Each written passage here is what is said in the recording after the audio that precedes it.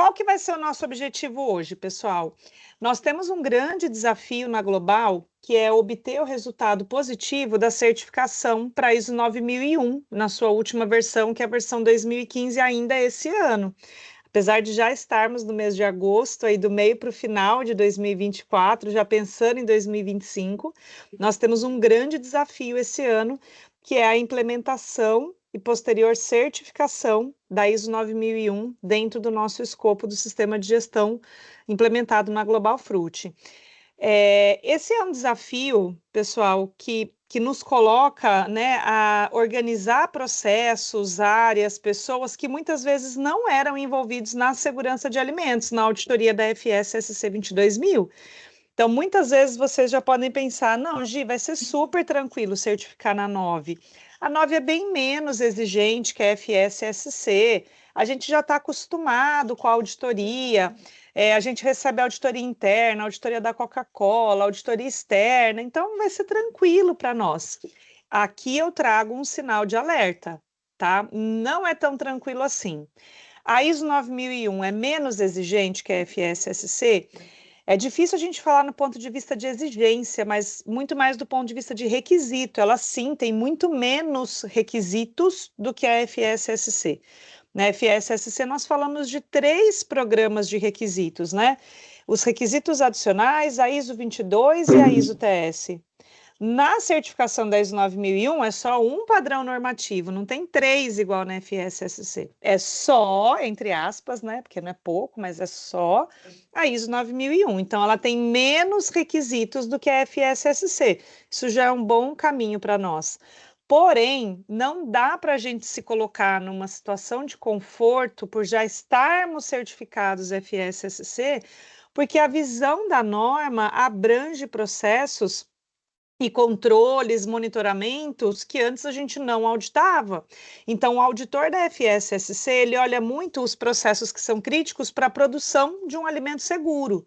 Muitas vezes um parâmetro de tempo de mistura, um parâmetro de cor de um produto não era auditado, porque isso não está diretamente relacionado com a segurança dos alimentos. E agora vai ser, porque está diretamente relacionado à qualidade do produto que a gente entrega. Por exemplo, uma condição de manutenção preventiva de um equipamento que não impacta a segurança de alimentos, não é um equipamento crítico que monitora PCC, que monitora PPRO.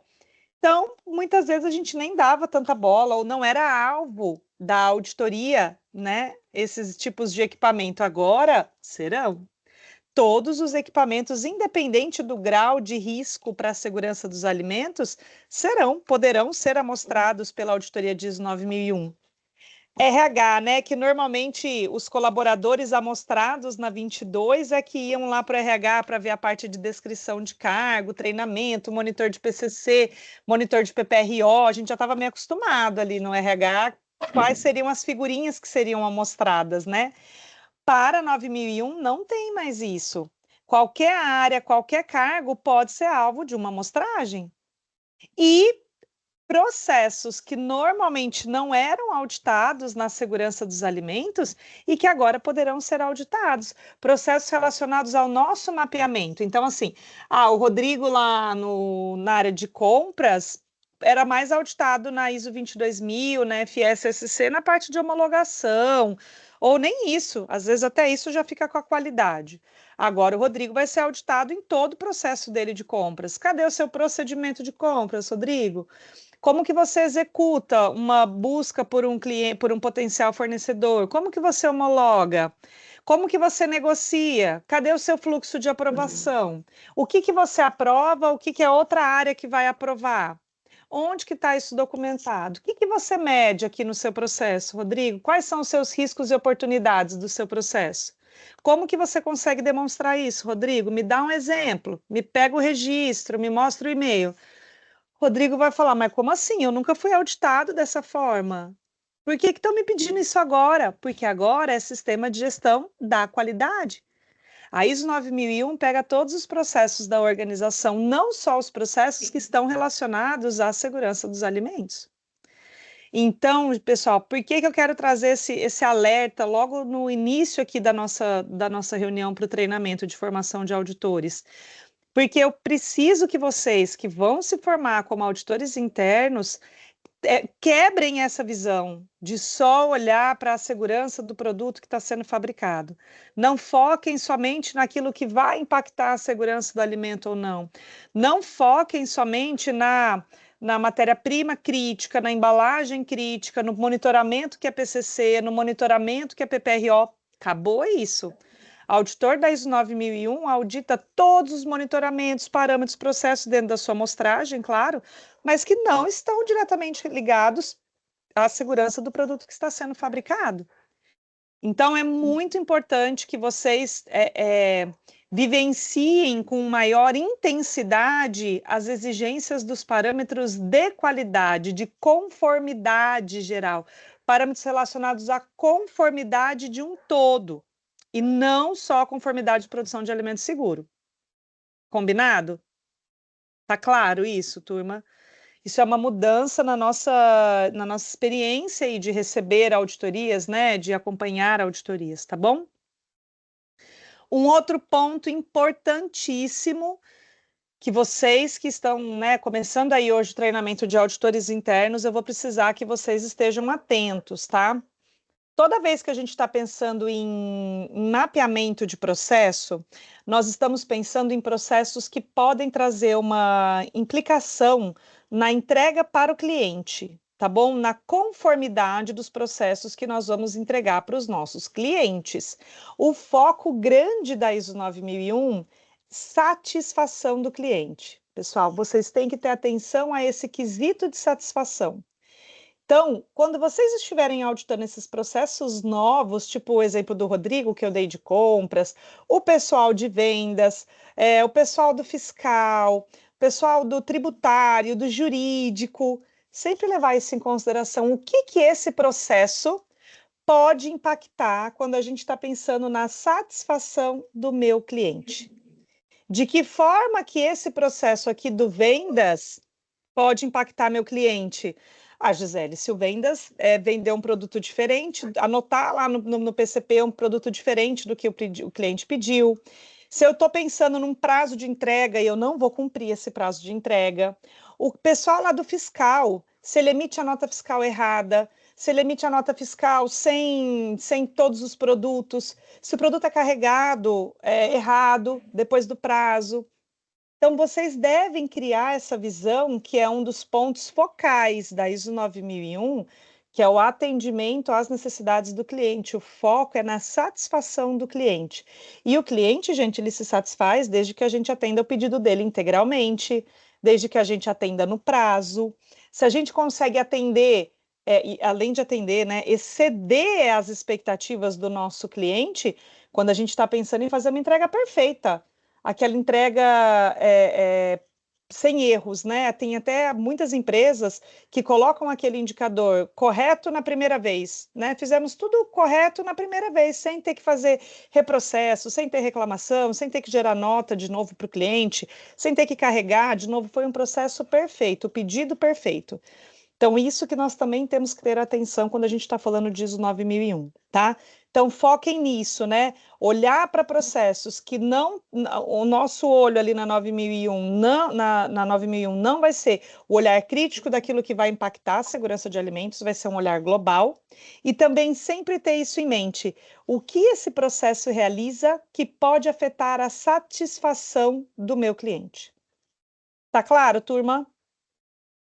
Gi, eu tenho uma dúvida, é a Lívia. Bora lá, Lívia. Eu, por exemplo, teria que ter um formulário para cliente preencher de tempo em tempo, relatando a experiência dele. Essa é uma forma da gente também fazer essa mensuração. Exatamente, exatamente. Quando a gente chega no requisito 9 do check, para depois o Hum, 10 do action, um dos itens do 9 é satisfação do cliente, né? Quando ele fala da análise de dados que nós temos que uhum, considerar, como é que a gente está medindo a satisfação do cliente? Uma forma muito comum, Lívia, é a gente fazer aquelas pesquisas de satisfação de cliente. Eu vou pegar numa amostragem dos meus clientes que mais compram e vou entregar uhum, para esses clientes periodicamente a cada 6 meses um formulário onde eles vão expressar a sua satisfação desde a entrada entrada do pedido, do atendimento do vendas, da qualidade do produto que ele recebeu, da qualidade da etiqueta que ele recebeu, se ele recebeu no prazo, se o lacre estava apropriado, muito além do conceito de produto estava seguro, você recebeu com laudo dentro do parâmetro microbiológico,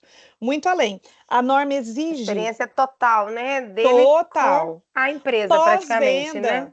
Pós-venda, pós-venda, poxa, eu mandei um e-mail lá para a qualidade solicitando uma informação, ninguém me responde, eu tenho que ficar uma semana cobrando a Global para me Uhum. retornar um e-mail.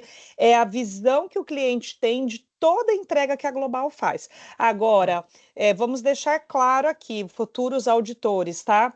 A norma coloca como exigência a empresa deve realizar uma pesquisa de satisfação? Não, a norma não fala isso. Ela fala que a organização deve definir métodos para avaliar a satisfação do seu cliente. Um dos métodos pode ser a pesquisa de satisfação? Pode. Pode, é Uhum. o método mais comum, diga-se de passagem, tá bom?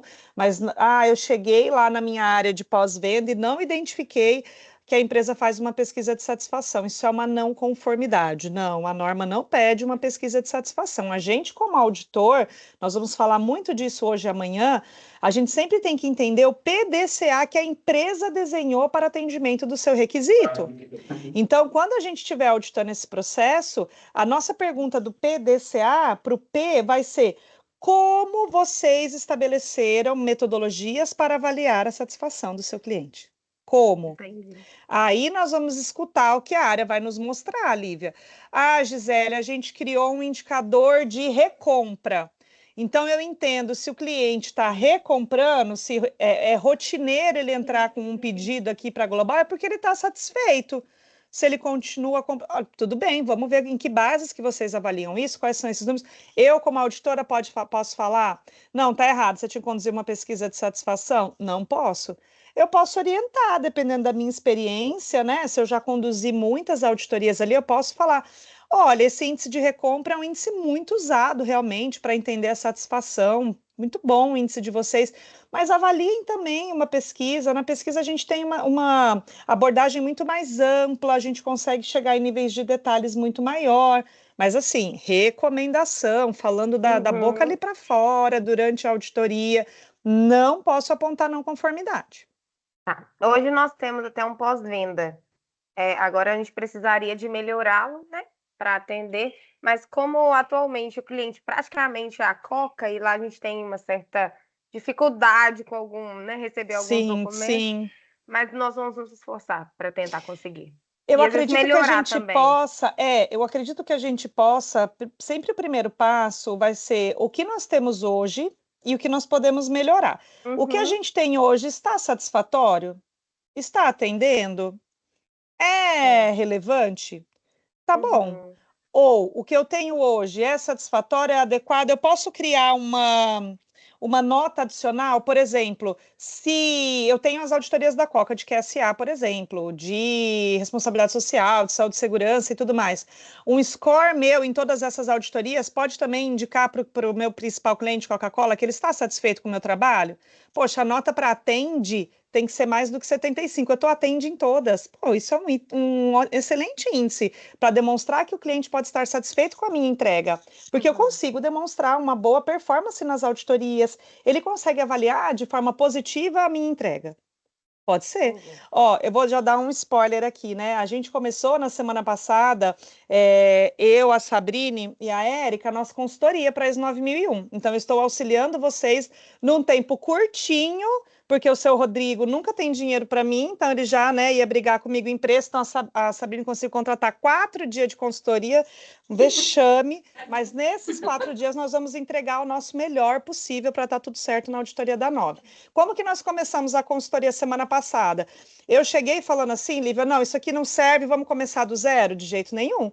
Vamos olhar o que a gente tem. Abre aí, Sá. Abre, Sabrina, o que você tem. Vamos revisar. Dá para fazer assim? Dá. Gente, o simples é fundamental. O simples entrega, o simples dá certo. A gente não precisa criar o 4.0 do sistema de gestão para ser certificado, não. Às vezes o que a gente já tem, putz, uma melhoria, um formuláriozinho novo, um nível maior de detalhe, criar um indicador acima daquilo, já está ótimo. Para uma primeira certificação, a gente vai evoluindo com a nossa maturidade ao longo do tempo, a gente vai conseguindo demonstrar performances assertivas na melhoria contínua. Não na primeira auditoria nós já vamos ser excelente em tudo, já vamos passar com zero defeito. Não, a gente pode conseguir demonstrar de uma forma muito satisfatória no simples, entendeu? Vocês, né? Acho que a maioria me conhece, mas quem não me conhece já percebeu que a gente conversa muito, a gente fala muito voltado para a experiência que eu quero que vocês tenham, muito além do que for um requisito normativo, a burocracia da norma, tá? Então, aproveitem esse momento do nosso treinamento para tirar dúvidas, para trazer a visão que vocês têm aí dentro desse processo, né? Olhando muito mais no sentido de trazer uma boa experiência do ponto de vista de auditoria interna para uma empresa que vai buscar a certificação. Eu quero conversar ainda um pouquinho mais com vocês sobre essa questão da nossa auditoria interna para 2024, mas eu quero falar isso quando o Isaac estiver na reunião, a Lucélia estiver na reunião e o Schettino estiver na reunião, tá bom? Nós vamos ver, importante nesse treinamento de hoje e amanhã, gente. Quando a gente pensa num treinamento de formação de auditores internos, nós vamos ter que olhar muito mais no sentido de como eu vou avaliar esse processo do que na interpretação do requisito, tá? Então, eu não vou focar especificamente na interpretação de requisitos agora. Nós vamos interpretar o 4, 5, 6. Isso nós já fizemos, tá? Nós fizemos lá no treinamento de interpretação da norma, discutimos muito nos exercícios que nós fizemos, e agora nós vamos ter aqui também vários exercícios. Todos os exemplos que eu vou dar para vocês nesse treinamento são exemplos voltados para a gente auditar aquele processo, tá bom? Então, quem ainda precisa de tem alguma dúvida, precisa de uma explicação melhor na interpretação do requisito, é importante sentar com todo mundo que já fez o treinamento de interpretação, fazer uma discussão em conjunto, fazer um brainstorm aí, todo mundo junto, porque nós não vamos passar agora pela interpretação dos requisitos, e sim pela visão de PDCA da auditoria.